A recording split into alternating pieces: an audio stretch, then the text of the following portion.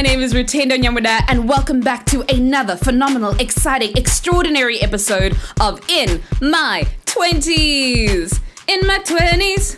So today's episode is all about love. Yes, so whether you are single, married, or somewhere in between where you're hooking up and vibing and all the other millennial words, there is something in this podcast episode just for you. Because we are talking about matters of the heart at the end of the day. So I'm very excited to welcome my guest on today's show. She is a phenomenal human being. So welcoming herself onto the In My 20s podcast and into the In My 20s family, here she is. Hi, my name is Lolu Ncukana. I'm very chill, down to earth. I just like having a good time, really. When it comes to sort of the work side of things, I hate the word creative, but I am a creative. But more than a creative, I'm a storyteller. Now, on every episode of the In My 20s podcast, my guests always come through with these pull the arrow back, Cupid, and shoot it straight at my heart, mind moments or gem moments. And this is just one of them. A lot of guys can be good friends, but awful partners. So your guy friend can be a great friend, but when you see them, you can sometimes see what they do in relationships. Sure. And you're like, who is this man? The In My 20s podcast is split up into 3 sections. In the first section, we're going to hear a little bit about Lolu's career journey. In the second section, we dive into today's topic, which is all about matters of the heart. And rounding up all 3 sections is a conversation about Lolu's 20s journey and also the quarter-life crisis. So without further delay, let's get straight into it. I really want to know, we met for the first time last year. Yes. And so there's still so much I need to learn and know about you. But give me a little bit of insight into your career journey. What did you study and where are you now in your career? So it's weird, right? So there's this thing that people say, and if you're not a creative, someone come up with a better term. Yeah. But if you're not a creative, you wouldn't completely understand that creatives have more than one medium in them. So when I started out, I thought I was going to be a writer. I was writing and wanted to be an editor of a magazine and all of these glamorous things. So I was editor of my school's newspaper, and that's what I thought I was going to do. Then I picked my university based on the best journalism school. Okay. So there was nothing else about it. Everyone always asked me, why did you go to Rhodes? Like, that's literally it. Oh, so Rhodes is the best journalism school? Yes. I genuinely just Googled best journalism school in South Africa, said Rhodes, and I was like, cool, I'm going there. Don't know anyone there, but that's what we do. Sometimes Google lies. I know! You know when you're looking up symptoms for like what's happening in your body and it's like, and you think you're dying. You are dying and you're like, exactly I'm dying. Yeah. Like. Okay, so Rhodes, you went to Rhodes, study journalism. Study journalism. So initially everybody's sort of in the writing course, but then they show the different mediums. Then in the third year you get to specialize. Okay. So I was like, let me try something different. I've been writing. Yeah. And there was this, at the time it was a new department called New Media. So digital media, the works, learning about citizen journalism and blah, blah, blah. And to get into that.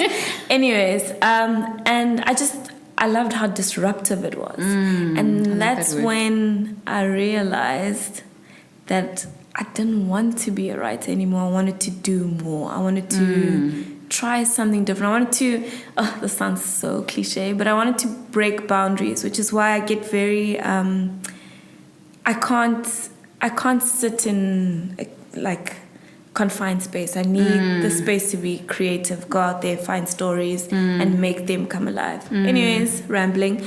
Then I got an opportunity in my final year, in my third year, to study abroad. So I did my third year in the United States. Whereabouts in the US did you go? I was staying in Cleveland. Okay. But obviously got the chance to travel because I was there. So it's like, might as well go to New York and Chicago and all these other fantastic things. And then ended up specializing and staying for my honors year, and then that's when I did video production. Stunning. Yeah. I love specifically what you said about like being disruptive and how you say with creatives there's so many different mediums, because I also find as creatives there's so many different sides of you. Like one minute you might want to like compose a song, and then you want to write something, and then there's the visual arts element of it. Which side of you do you feel, if there was a war between all the different mediums, which one would dominate? That's so tricky. I would say video production, only because I think it incorporates a lot of the other mediums as well, because you come up with the idea, you jot it down, you plan out how you want it to look, where it's going to be, and then you actually get the opportunity to make it come alive. Yeah. So, I mean, unfortunately, we live in a world where we're just churning out content. But if we actually had the opportunity to find those stories and actually cultivate them, it would be so much more rewarding. Yeah. Do you think that's one of the big issues in our industry today as creatives, that people aren't taking the time to nurture it? We're kind of just like trying to put out whatever we can as soon as, as quickly as we can. There's that whole saying, if it bleeds, it leads, which means, the more shook it is. You get to the bottom and you're like, that's not even what the story is about. Exactly. The headlines are like misleading. Yeah, I think, and it's a problem, right? Because I feel like storytelling, journalism, production has moved so far over the years, but the gatekeepers are such, don't give me shot, such old people that they haven't shifted their minds to that. So you find creatives being stuck in 9-to-5 environments, and they're just churning out content. It's not what are you passionate about? Let's go find some stories. Let's do something that nobody else is doing. 100%. Because we're pretty much replicating the same content. Like, there's nothing...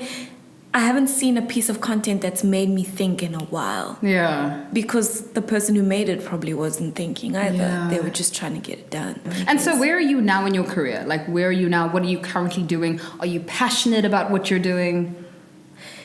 I'm in a very strange transitional phase, and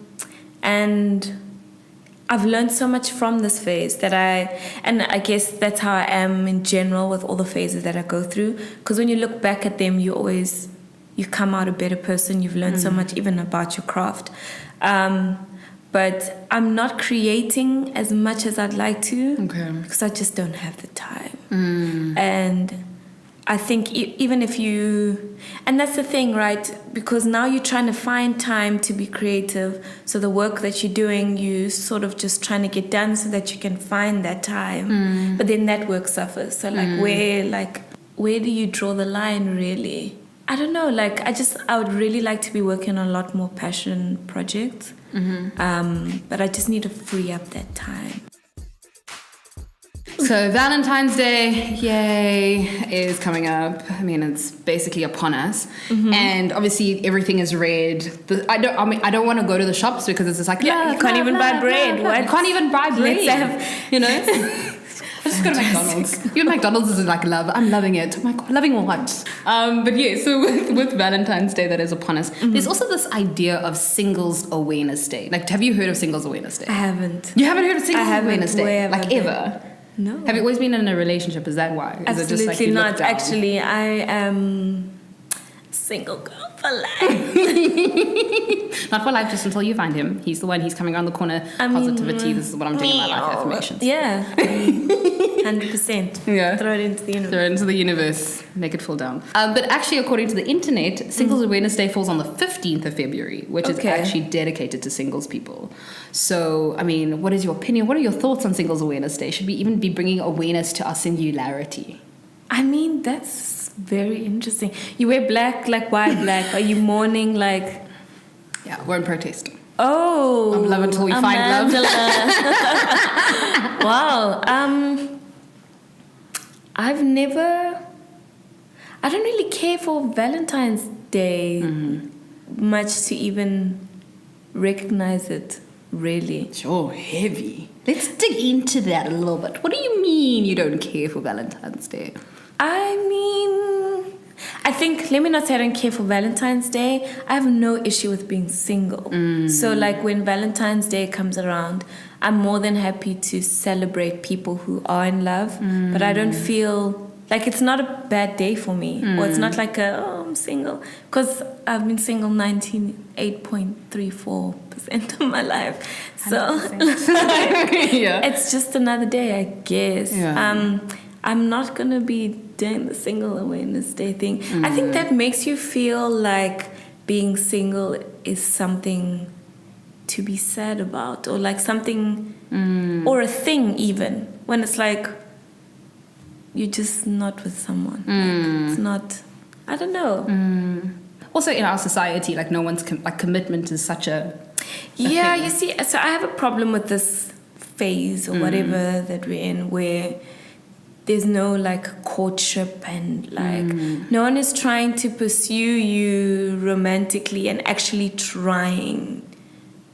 Like I feel like it's just like, he likes me, she likes me, we're dating. People don't even ask people out anymore. I don't know. Like I didn't even know that was a thing until I was having like a conversation with someone, and they didn't know when their anniversary was, and I was like, wow. "What do you mean? Like, when did you ask her out?" Yeah. And he was like, "I didn't ask her out. We just started dating."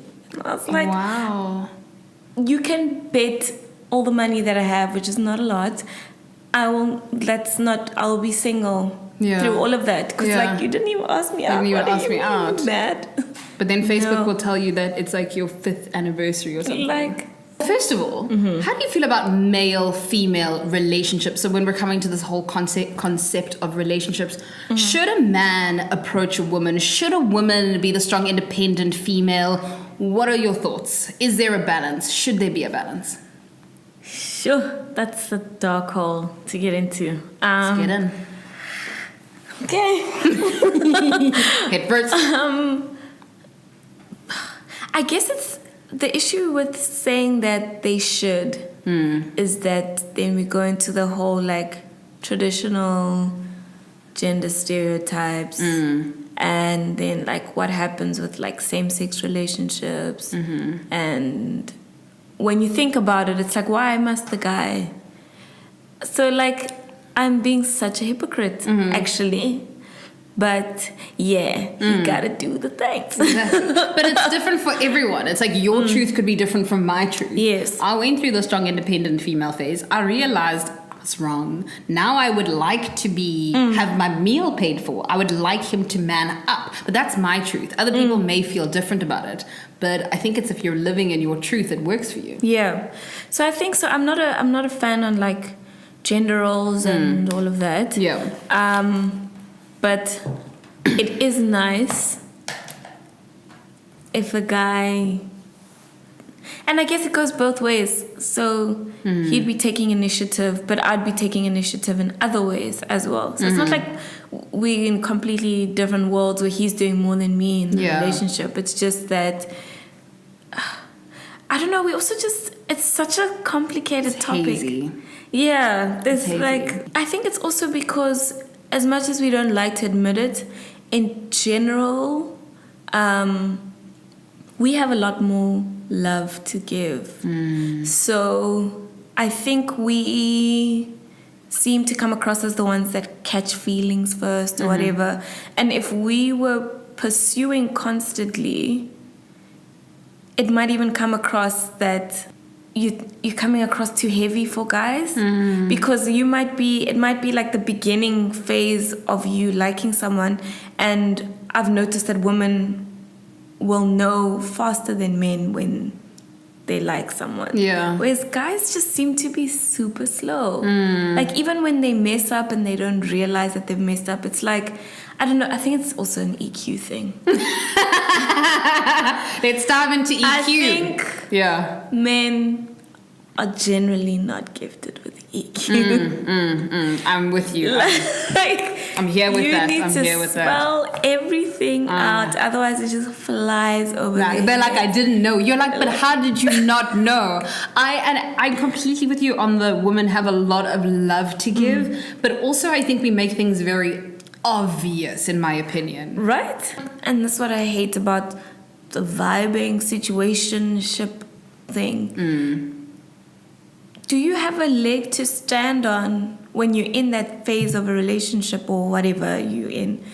Because you don't feel like your complaints are almost valid because, like, you're not dating. So, like, a lot of things will, like, frustrate you, but you don't feel like you can come forward and say, you know what, you did this last week and I didn't like it. Because it's like, who are you? We're not dating. So you also don't want to be... So, like, it's just like, So I've got a question. Can men and women be friends? 100%. Best friends? And you don't feel like in a friendship that's that close, someone's not going to catch feelings? Because I think you're just lying about the catching feelings. You know what is tricky? I think unfortunately, there will always be someone who even has the tiniest feelings, but I don't know. I think in that kind of situation, there will always be one of the two will have feelings, even if it's just like a small thought of like, you know, this person's actually really nice. Maybe I like them, but I don't think it always has to become something. I think it's because, and this is another issue. Guys are generally. A lot of guys can be good friends, but awful partners. So your guy friend can be a great friend, but when you see them, you can sometimes see what they do in relationships. Sure. And you're like, who is this man? Or you're hearing that boys talk, and you're like, what? Mate, come back. Come back, Jack. Yeah, so I don't know. Wild, okay. I would never date a friend though. You'd never date a friend. So you don't believe in friends first? I used to, but then when things go south, everything goes south. Then you lose a friend and a boyfriend, and you probably had mutual friends. So now it stuffs up the dynamic for everyone. And it's just not cute. So, but I mean, obviously you must have a level of friendship with the person you're with. But I don't think you necessarily have to be like besties before you start dating. Okay. Are you a hopeless romantic? Like, do you believe in love, in the full essence of love? Or... Because I think love is a lot more work than we actually see. I think we've seen our parents and our friends' parents and even our friends' relationships, but we're not in it, so we don't know what it takes for it to be sustained. Is it just a cover-up? Is someone constantly sacrificing for someone else? Or is there equal sacrifice involved? Like, what is your idea or understanding of love in its essence? It's weird because my idea of love has changed so much over the years. Because when you're younger, it's like looks will be up top. Like, yeah. I mean, obviously personality will always matter, but like looks will always be up there when you're younger. But the older you get, it's about small stuff like someone compassionate, someone kind, someone thoughtful. Those are the things that are up there.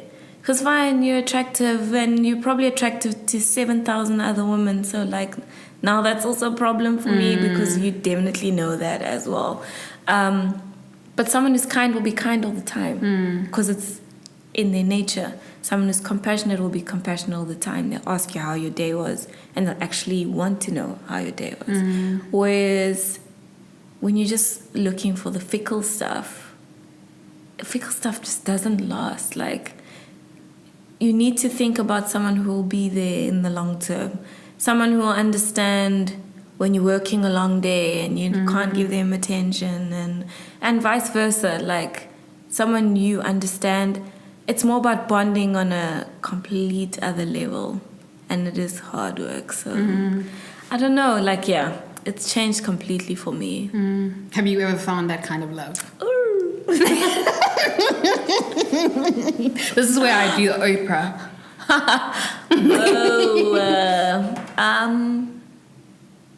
I've been given that kind of love before. I just wasn't in the space to give it back. Wow. Whoa. Wow. But because I know it exists. Yeah. I'm not going.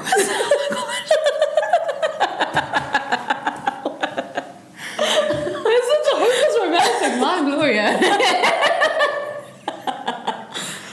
That is so beautiful. Yeah. But then once you've been given that kind of love, Yeah. you know that it exists and you won't settle for anything. That is not it. But what if you can never be with that love? Do you see? So you were given, but you didn't reciprocate. And now it's like, what if you've experienced that, but you could never go back to it? Then do you settle? Like, is there more than one person for everyone in the world? Like, what is life? What is love? I think there's more than one person, because more than one person can carry those characteristics and traits. For me, the person wasn't the right person. They carried those traits, but I didn't feel anything for the person, which is, you see, that gets difficult, because like, oh, you're the perfect guy, but not the perfect guy for me. It gets tricky. But also, like, I think it's also, sounds so cliche once again, once you have settled within yourself and you've found what makes you happy, like at your inner core, what you stand for, what you don't have time for, then you'll know when you're willing to, what you're willing to allow room for and what you're just not, like it's not happening. Lolu, tell me. Tell me, girl. You're 25 now, hey? Yeah, 25. Congrats. So you just made it. You are on the QLC. You are the quarter life crisis right now, if we're talking about 25. But before we talk about your quarter life crisis, I want to know a little bit about your 20s journey. How has the experience been for you as a human? Great. Yeah. Because you take it holistically, right? Yeah. If I had to cut it up in chunks, there were some low lows and high highs, but as like a whole thing, great.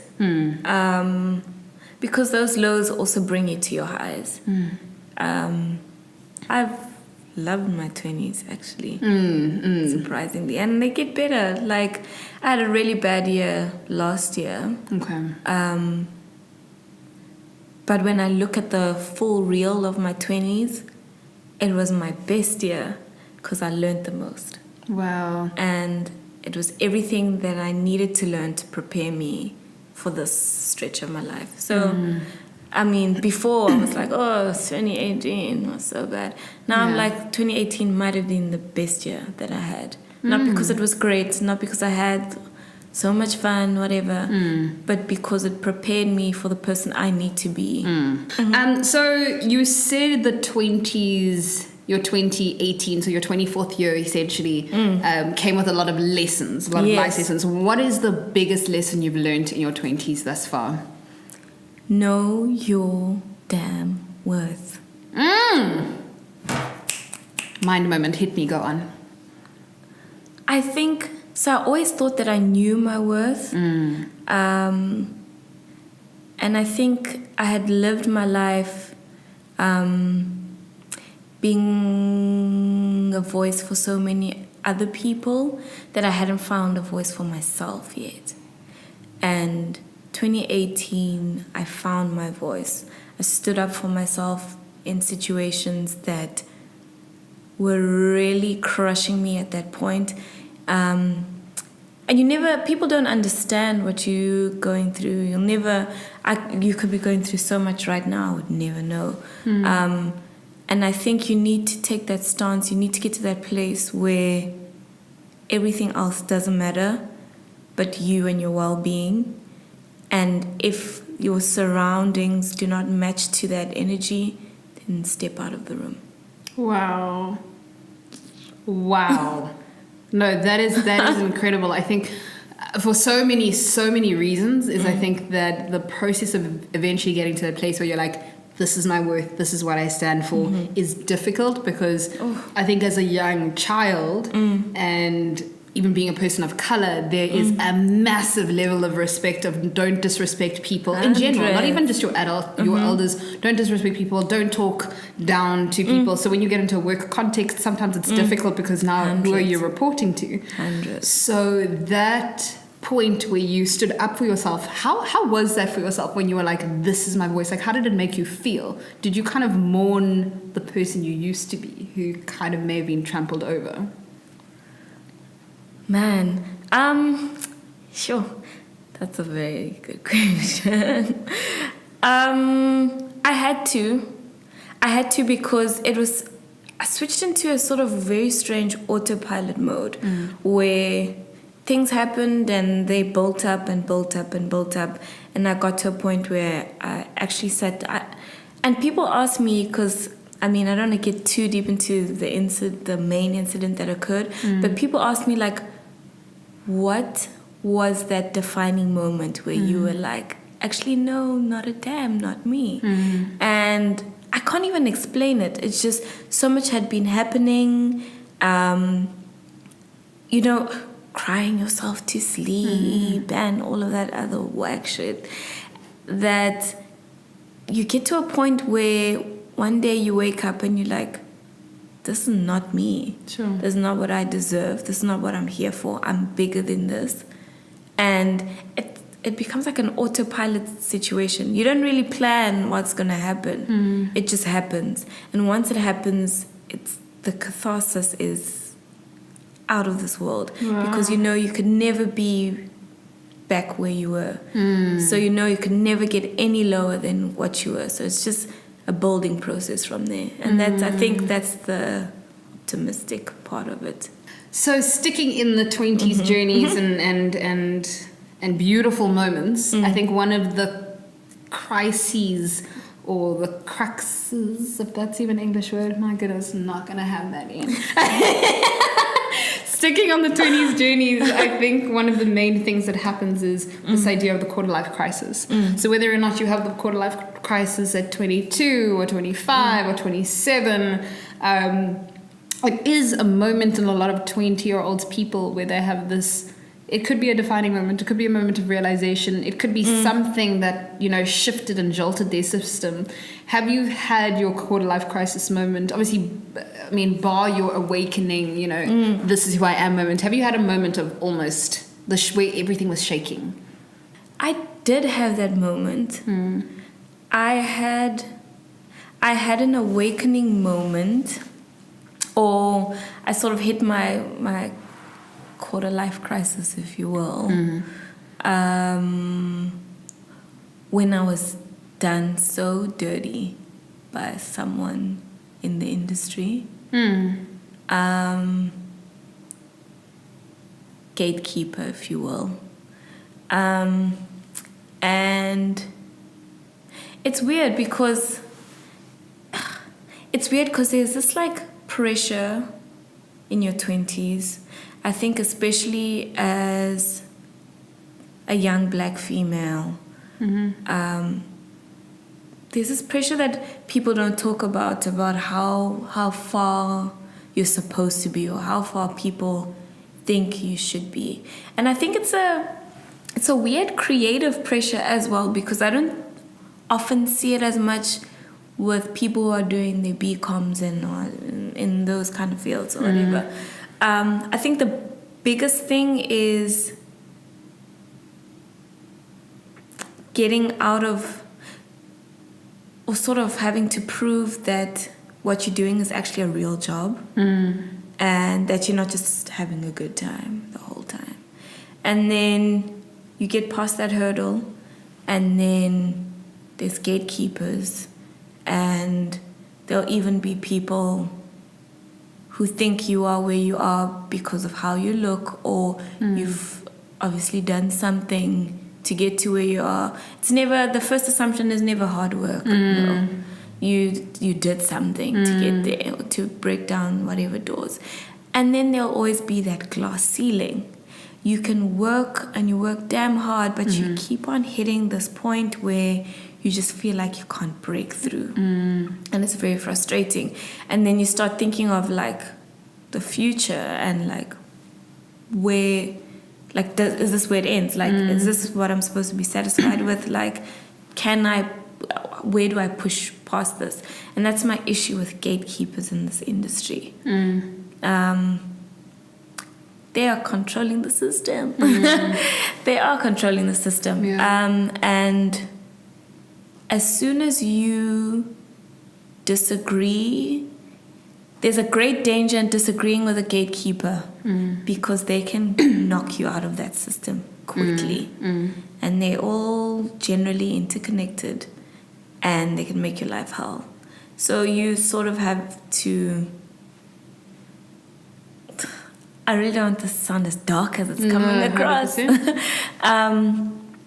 You sort of just need to fit in with the system. And I think that was the moment for me where I was like, is this it? Like, have I worked hard not my whole life, I'm not 70, but like, have I worked hard for me to get here? Is this where it ends for me? Like, am I supposed to be satisfied with this? Am I supposed to be satisfied with this salary? Am I supposed to be satisfied with the things that I can afford to, like, even just like congratulating yourself on doing well, like not being able to do that on the scale that you would like to, and knowing that there's a high possibility that you're gonna be where you are for a while because you've hit the glass ceiling. I think that's the most frustrating place you can ever be.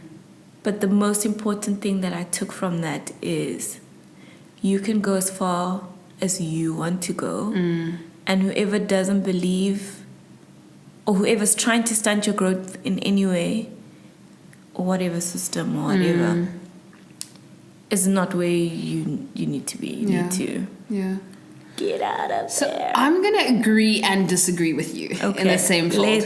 So I agree with you to the fold where there are gatekeepers in every single media, society, and industry that you have to start somewhere, especially as creatives. Some creatives freelance their whole life and that's all they've ever known. I know freelancers, some creatives who've never worked a 9-to-5 in their entire life. For them, it's like, how do you do that? And then I know people who have been in systems. I've been in systems. I've worked as a journalist. I've worked in TV. I worked in PR. And they're all formulaic. They all believe in the 9-to-5. And you know yourself, if you want to go from an intern to a junior to a senior, you have to work the windows and you have to learn. I think that once you have learned the lessons, once you know the rules, once you know the game, it's up to you to then say, it's enough. It's up to you to then, exactly what you did, this is my worth and I'm not going to be treated differently. So whether or not you decide to start something on your own, you risk it, start something on your own, get some people together and just go shoot something if filming is what you want to do, or you write that book, or you run that race. But I think sometimes we get comfortable with saying, I can only go so far, and that excuse becomes the reason we don't go further in life. You've shared quite a bit in terms of love. We've spoken about the industry. We've spoken about your quarter-life crisis. Where you are right now in your 20s, you've literally smack bottom in the middle of your 20s. What advice do you have for people right now in their 20s? I will have to take it back to what I said earlier on. You need to know your worth. You need to know yourself and you need to know your worth. When you know the foundation on which you're standing on, there is nothing that can shake you.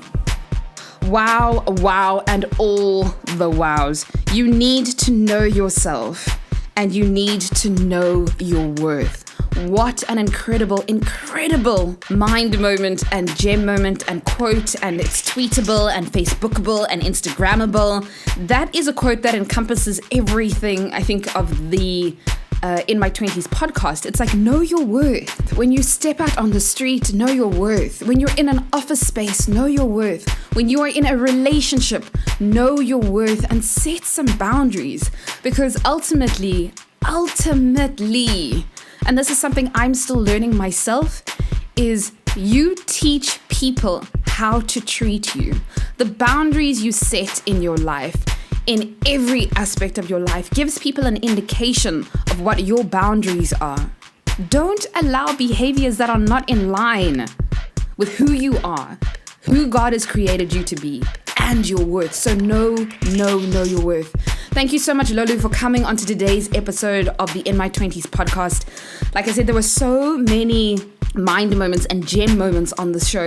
But otherwise, guys, we look forward to seeing you same time, same place, right here on In My 20s. In my 20s, in my 20s. How old are you? I am love, love, love.